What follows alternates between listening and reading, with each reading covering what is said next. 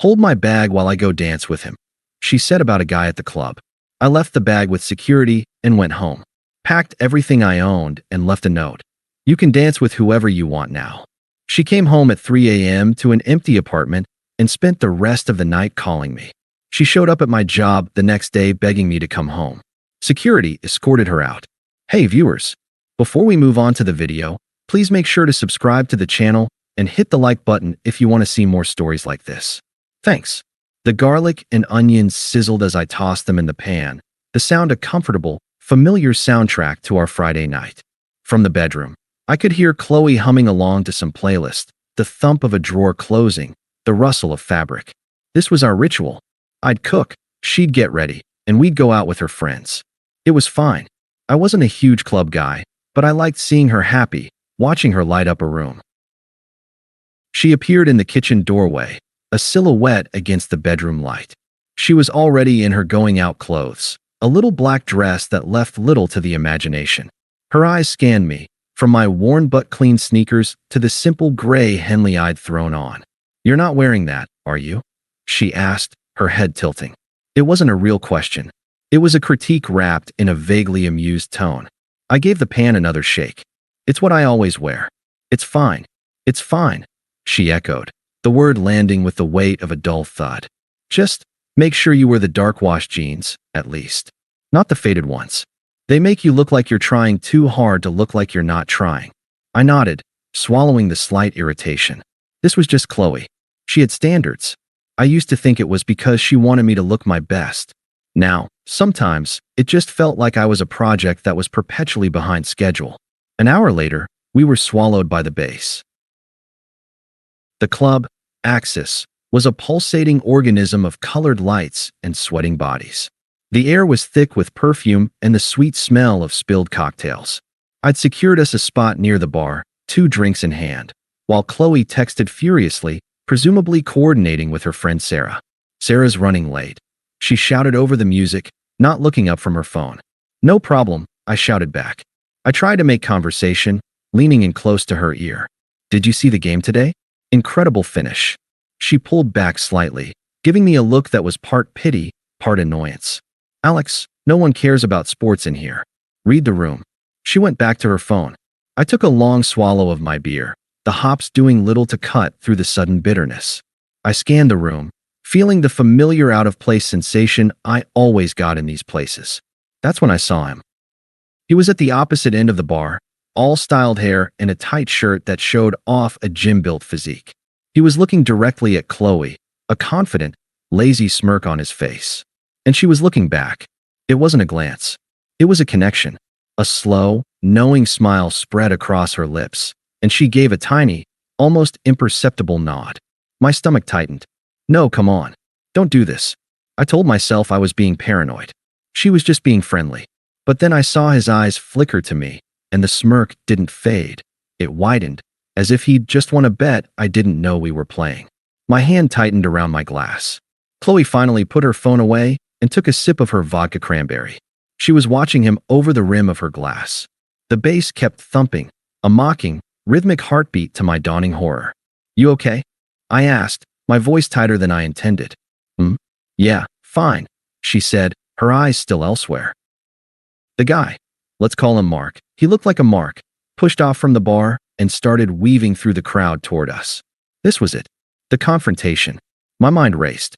What would I say? What would he say? But he didn't stop to talk to me. He stopped right next to Qley, leaning in to speak directly into her ear. She threw her head back and laughed, a real, genuine laugh I hadn't heard from her in months.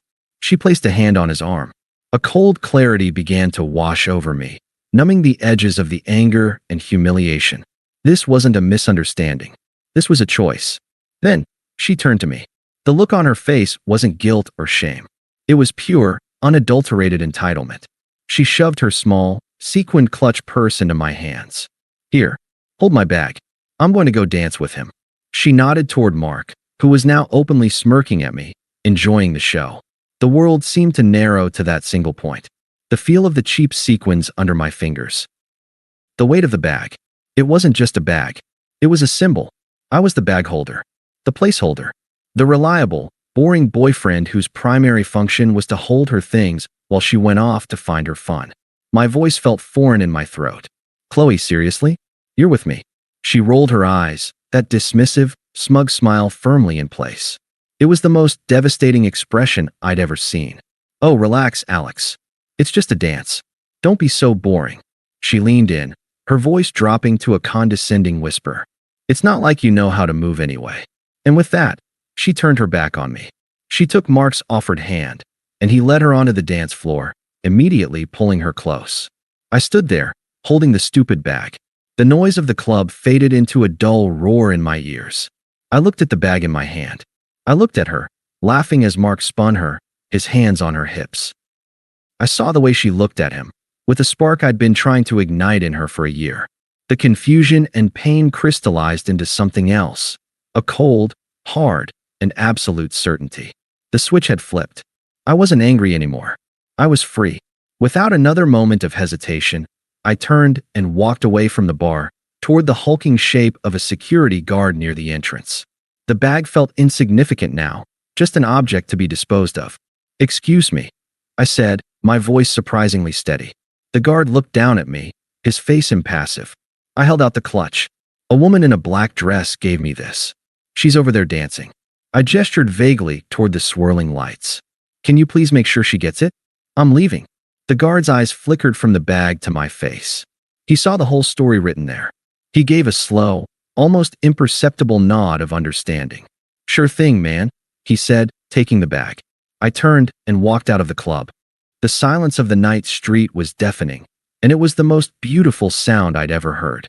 The club doors swung shut behind me, slicing off the thumping bass like a guillotine. The sudden silence was a physical presence, cool and heavy against my skin. I stood on the sidewalk for a moment, the city lights blurring into streaks of color as my eyes adjusted. I took a deep breath, expecting the sting of the night air to hurt, but it didn't. It felt clean. It felt like my first real breath in years. I didn't run. I walked. Each step away from that place was a deliberate, measured act of reclaiming myself. The image of Qley in that guy's arms flashed in my mind, but it was distant now, like a scene from a bad movie I'd just walked out of. The humiliation was there, a hot ember in my gut, but it was smothered by this new, overwhelming sensation, clarity. I hadn't lost a fight. I'd simply stopped participating in a game I never agreed to play. My phone buzzed in my pocket. Once, twice. I didn't need to look to know it was her. Where are you? Or are you seriously leaving? I let it buzz. The sound was an anchor trying to drag me back to a ship I'd already abandoned. I kept walking, the rhythm of my footsteps on the pavement a more honest beat than anything in that club. I hailed a cab. The driver grunted an address I knew by heart, but it didn't feel like home anymore. It was just an apartment, a location, a problem to be solved. The key turned in the lock with a definitive click. I stepped inside and the silence of my empty apartment greeted me. It still smelled like the dinner I'd cooked, the garlic and onions now a sad, ghostly reminder of a normality that was already a lifetime away. Her perfume hung in the air, too, a floral scent that suddenly felt cloying and artificial. I didn't turn on the main lights.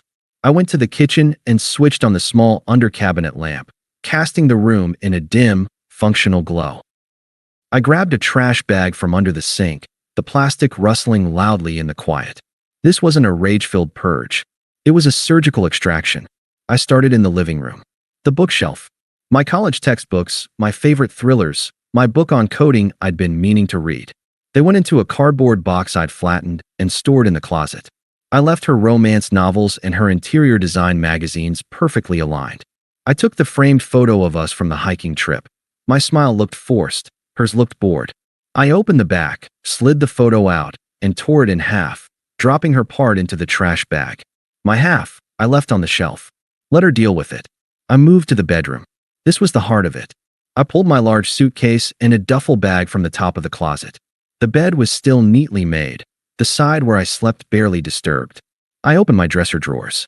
Socks, boxers, t-shirts. I didn't fold them with care. I bundled them into compact bricks and packed them tight. My sweaters, my jeans, the dark wash ones she approved of, the faded ones she hated. They all went in. I opened the closet. Her side was a riot of color and texture. Dresses, blouses, shoes spilling out. My side was orderly. 5 button-down shirts for work, a few polos, 2 jackets. I took them all, the hangers clacking together like bones. I left the empty space gaping. From the bathroom, I cleared my shelf in the medicine cabinet. Deodorant, razor, toothpaste. I left the half-used tube of the fancy brand she liked. I took the shampoo I used, the soap. It was like erasing evidence of my own existence, piece by piece. The final corner was my office nook in the corner of the bedroom. My laptop, its charger, my external hard drive. I unplugged the gaming console I'd bought, the one she'd roll her eyes at. A little immature, don't you think, Alex? The cords coiled into the box like sleeping snakes. As I worked, a memory surfaced, unbidden. The day we moved in. We'd painted this room together, a soft gray she'd picked out. We'd gotten paint on our clothes, laughed about it, ordered pizza, and eaten it on the floor, surrounded by boxes. We'd been a team. Or at least, I thought we were. Now, I was just a guy quietly dismantling the set of a play that had long since ended. When the last box was sealed, when the last zipper was closed, I did one final walkthrough. The apartment was a ghost of itself. My ghost. There was a hollow space where my things used to be, a negative image that screamed of absence. It was more powerful, more articulate, than any shouting match could ever be. I found a notepad and a pen in a kitchen drawer. I stood there, the pen poised. What was there left to say? All the anger, the pain, the questions, they were baggage I was refusing to carry. I would not give her a novel of my hurt for her to dissect with her friends. I would not give her anything she could use. The words came, simple and final. You can dance with whoever you want now. Don't call me. I propped it against the lamp on my bare nightstand. It wasn't cruel. It wasn't kind. It was a statement of fact. A transfer of ownership for the freedom she so clearly desired. I hefted my suitcase in one hand, the duffel bag over my shoulder, a box of essentials under my arm. I took one last look at the hollowed-out space that was no longer my home. Then I switched off the kitchen light, plunging it into darkness. I closed the door behind me, the latch sliding home with a soft, final click. I didn't look back. The hallway was empty. The building was silent. I walked out into the night, the weight of my belongings feeling infinitely lighter than the weight of the life I had just walked away from. The motel room was a study in beige. Beige walls, beige curtains, a beige bedspread that smelled faintly of bleach and loneliness. It was perfect. It was silent. I dropped my bags by the door, the finality of the thud a satisfying period on the sentence of my old life. I didn't feel triumphant. I felt empty. But it was a clean emptiness, a hollowed-out space ready to be filled with something new, something that was entirely mine. I plugged my phone into the charger on the nightstand. The screen lit up, a barrage of notifications flooding the display. I didn't read them. I just watched the numbers on the digital clock shift from 1:17 a.m. to 1:18. The silence was a balm. Then, the screen blazed to life, vibrating with a harsh, insistent buzz. Qley. The picture was from happier times, her head thrown back in laughter. I felt nothing. I let it ring. The voicemail notification popped up almost instantly. A part of me, the part that had been trained for 3 years to soothe her, to fix things, urged me to listen. To explain. I silenced it. I placed the phone face down on the nightstand, the vibrations now a muffled, angry beat trapped under glass. It buzzed again, and again. Curiosity, or maybe just the need to fully close the coffin, won out. I put the first voicemail on speaker, my arms crossed as I stared out the window at the neon sign of a 24-hour diner across the street. Beep. Where are you? What the hell? All your stuff is gone. This isn't funny. Are you seriously this pathetic that you'd just run away? Call me back, Alex. Now. Her voice was a whip crack of confusion and anger. No remorse. Just indignation that I had dared to disrupt her narrative. I deleted it. The next one came 15 minutes later.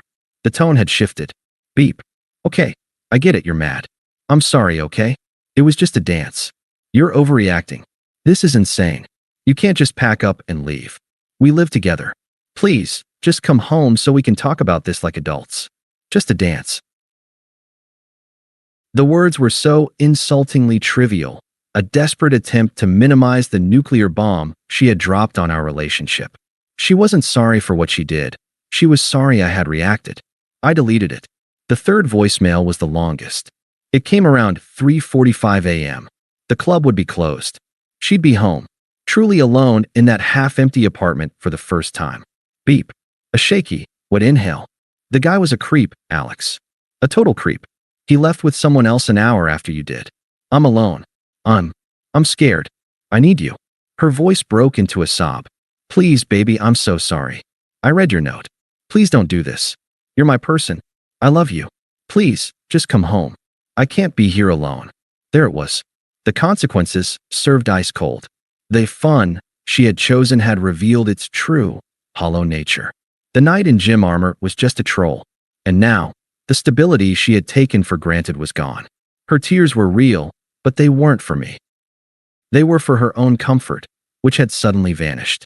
I felt a distant, academic pity, the kind you might feel for a character in a tragedy.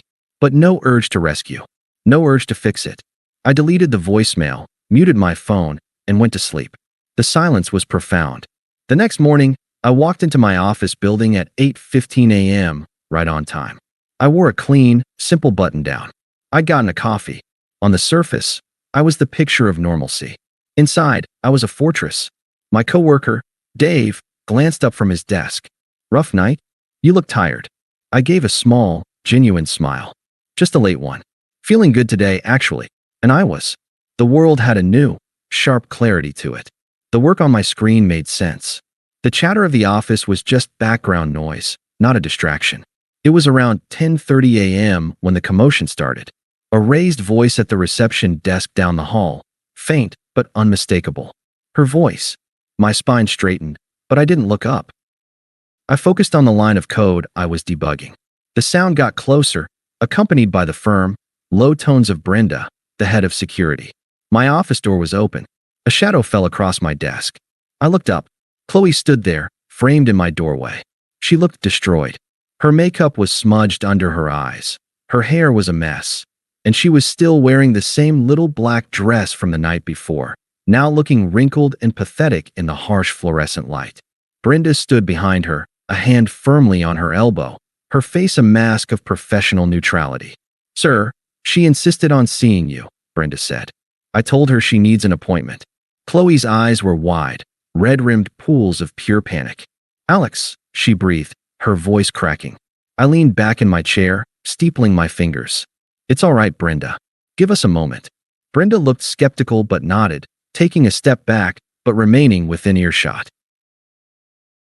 Qley stumbled into my office, her heels clicking unsteadily on the tile. You can't just ghost me, she blurted out, the words trembling. We were together for 3 years. You left me. Over a dance. I kept my voice low, calm, and firm. It didn't carry past the doorway. I didn't leave you over a dance, Qley. I left you because you told me exactly who you are. I just believed you. The logic, so simple and unassailable, seemed to short-circuit her brain. The panic in her eyes flickered into something darker, anger. The true colors, emerging now that the tears hadn't worked. So that's it, she hissed, her voice rising. You're just going to throw everything away? You're a coward. You didn't even have the balls to fight for me. To stand there and tell that guy to back off. I didn't flinch. I held her gaze, my own utterly level. There was nothing to fight for, I said, my tone final. Then, I shifted my eyes to Brenda in the hallway. Security? Brenda was inside the room in 2 strides. Ma'am, you need to leave. Now. No. Alex. Please. Qley cried, as Brenda took a firm grip on her arm and began to guide her, not roughly but irresistibly, out of my office. Her protests echoed down the hall, a mix of sobs and curses. You'll regret this. You'll never find anyone like me. You need me. You need me. I watched until they turned the corner, her voice fading away. Then I turned back to my computer screen. The line of code was still there, waiting. A solvable problem. I took a sip of my coffee. It was still warm. The phone on my desk rang, an internal line. It was reception. Alex, so sorry about that. Is everything okay?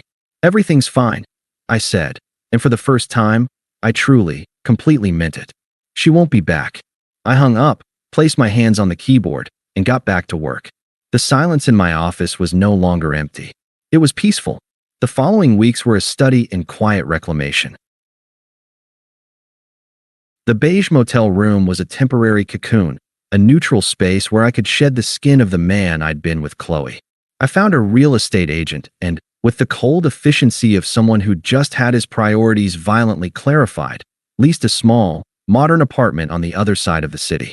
It had high ceilings, large windows, and no memories. It was a blank slate, and I filled it only with things that brought me peace. A comfortable sofa, a bookshelf for my books, a high-quality coffee maker. The silence there wasn't hollow, it was my own. I threw myself into work, not as an escape, but as a channel for the focused energy I now possessed. The code I wrote was cleaner, the solutions more elegant. I started going to the gym, not for the sculpted look of Mark, but for the simple, honest feeling of strength and exhaustion. I reconnected with friends I'd subtly been distanced from, the ones Qley had deemed not worth our time. We watched games, went for beers, and talked about nothing important. It was glorious. I never blocked Qley's number. Blocking her would have been an action, a reaction. It would have meant she still held a piece of my attention. Instead, I simply stopped caring. Her texts became background noise, like a fly buzzing against a window pane. Occasionally noticeable, but utterly insignificant. They shifted from pleading to angry to, finally, desperate attempts to provoke a reaction. Her, I can't believe you're doing this to me. I'm not sleeping. Her, my mom says you're being cruel. She's right. Her, you've trashed my life. I hope you're happy. I read them with the detached interest of an anthropologist studying a strange culture. There was no, I'm sorry for what I did. Only look what you've done to me. It was the final, confirming proof that I had made the right choice. One evening, about 2 months after the night, I was unpacking the last box in my new apartment. It contained a few kitchen items. As I placed a mortar and pestle on the counter, a thing I owned simply because I enjoyed making my own spice rubs, my phone vibrated on the granite countertop. It was from an unknown number, but the area code was one I recognized. Her friend, Sarah. The flying monkey had been deployed. I almost didn't read it, but a sense of finality, of closing the book for good, compelled me. Unknown number. Alex, it's Sarah. Look, I know I shouldn't be involved, but Qley is really, really hurting. She lost her job because she was so upset and couldn't focus. She's a mess. Don't you feel even a little bad? She made a mistake. One mistake. And you've destroyed her. Don't you think you've punished her enough? I stared at the text. There it was again, the same twisted logic. I had destroyed her. My calm exit was a punishment. My refusal to be her emotional caretaker after her betrayal was an act of cruelty. There was no universe in which she was accountable for the chain of events she herself had set in motion. A response wasn't necessary. An explanation would be wasted. But the ghost of the man I used to be, the one who would have felt a guilty knot in his stomach and rushed to fix it, needed one last exorcism. My thumbs moved over the screen, not with anger, but with the cool precision of a surgeon making a final, clean incision. I didn't address the job, the pain, the punishment. I went straight to the core of the original sin. Me. The position of backup plan has been filled. And from the sound of it, so was his. I hit send. Then, I deleted the entire message thread, from her, from Sarah, all of it. I didn't block the number. I simply wiped the slate clean. It was no longer my history. It was clutter. I placed the last item from the box, a small, sleek pepper grinder, next to the stove. I looked around. The apartment was mine. Every choice, every object, every quiet moment was mine. The air was light. The view from the window was of the city skyline, twinkling with infinite, anonymous possibilities. I thought of Qley then, for what I knew would be the last time. Not with anger, not with pain, not even with pity. She was simply a person I used to know, a lesson I had learned. The silence in my new home was no longer just an absence of sound. It was a presence. It was peace. It was exactly what I wanted. And it was mine. Thanks for watching. Make sure to subscribe to the channel and hit the like button. What do you think about this story? Share it in the comments.